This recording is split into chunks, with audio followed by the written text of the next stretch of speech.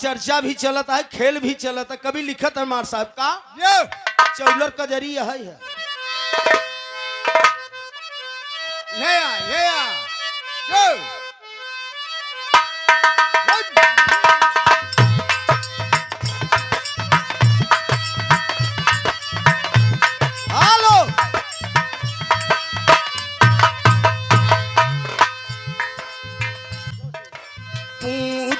उद्धव से ब्रिजनाथ श्याम बिसारी सावन में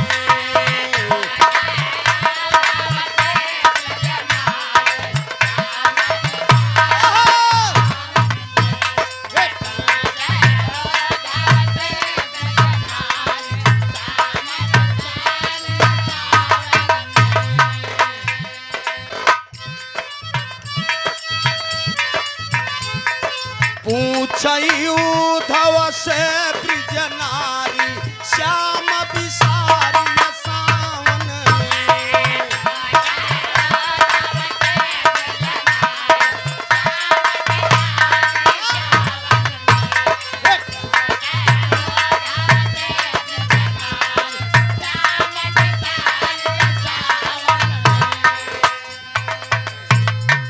सुनने वाले पंचो ध्यान दही बिरह बिरह का बात बा। सखी सहेली उद्धव महाराज से पूछत है कन्हैया जी द्वापर में जब प्यार कई के मास्टर साहब चला गए तब सखी सहेली ये बात के पूछत है उद्धव महाराज से कि उद्धव महाराज हमके ब्रिज नहीं बिसरत है, कन्हैया का प्यार नहीं बिसरता है। सखी सहेली एक बात और कहत है का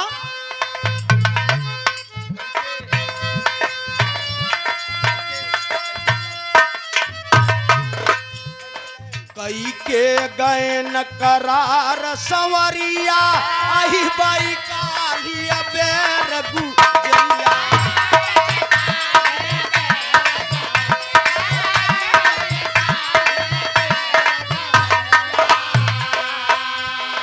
आई बाई कालिया बेर गुजरिया परसों बीती गल खत डगरिया काही बोल न श्याम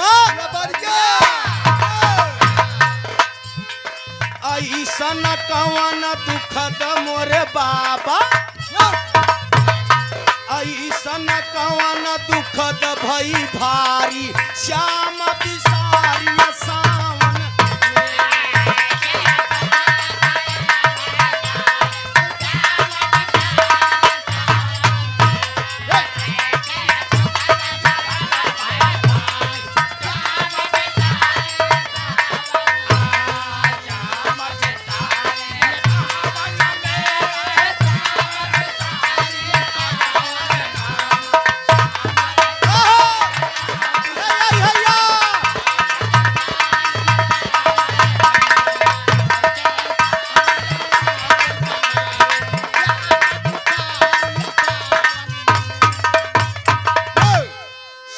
श्रीमान धर्म के छोटे भाई बाबू मनोज कुमार निगम जी ग्राम प्रधान विक्रमपुर के धरती से प्रधान अध्यक्ष और जिला के भी अध्यक्ष हैं। आप सब प्रधानन के आप लोहिया समाजवादी से जुड़े हैं। विधानसभा हडिया विधानसभा के अध्यक्ष भी हैं बाबू मनोज निगम जी की ओर से सुंदर पुष्पहार 501 रुपया का महा पुरस्कार देकर सम्मान किए। सादर चरणों में नमस्ते प्रणाम। सब भाई के चरणों में प्रणाम बा। आप परम आदरणीय सेवा में श्रीमान मामा हमारे लाल बहादुर यादव दोबारा 201 रुपया का महा पुरस्कार के है। पैसा मत दे जा मामा, बैठ जा पैसा न दे साईं उतना दीजिए जामे कुटुंब समाए, हम भी भूखा न रहे साधु न भूखा। जेके बरे लई जाबा हो जल्दी केहू के काम में नहीं आए। एक लालच बहुत खराब बा है। बिटिया बता सही के चक्कर में संसार में सब कुछ होता है। सब भाई के नमस्ते प्रणाम बा है। मालिक सुखी रखे, परिवार सुखी रहे। दूसरे बंद में मास्टर साहब कहना बा है।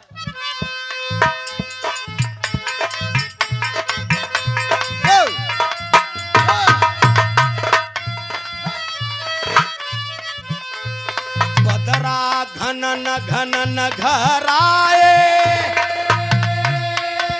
अभी जुलिया चमकी चमकी डराए।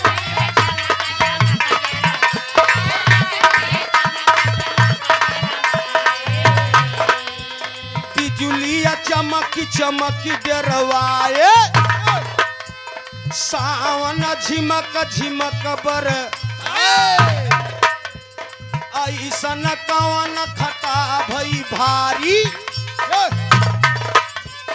राधा रोवैया रे हो मोरे दादा राधा रोवई बैठी अटारी श्याम बिसारी सावन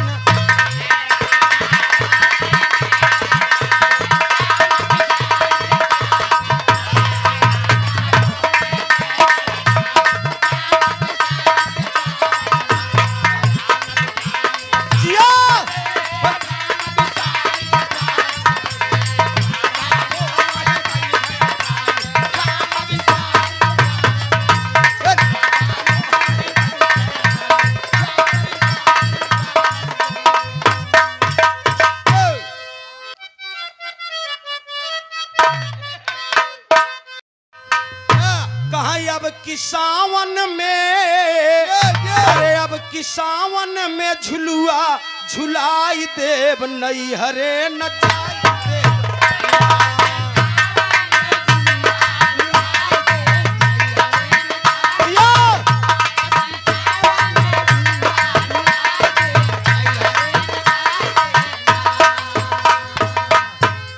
बोल रहा लेकिन इसी बोल में कहना बा कह राधा काधा सजब भय मिलनावा रे मनवा डोली डोली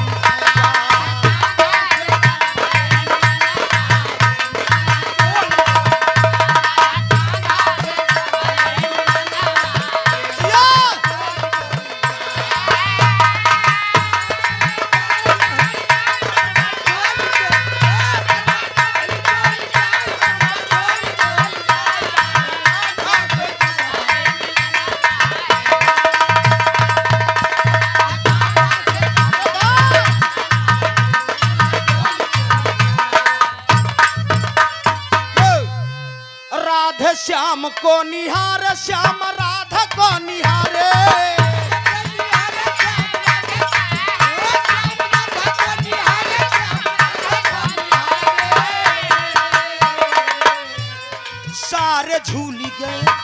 सारे झूल गए जग यऊ जहनवा रे मनवा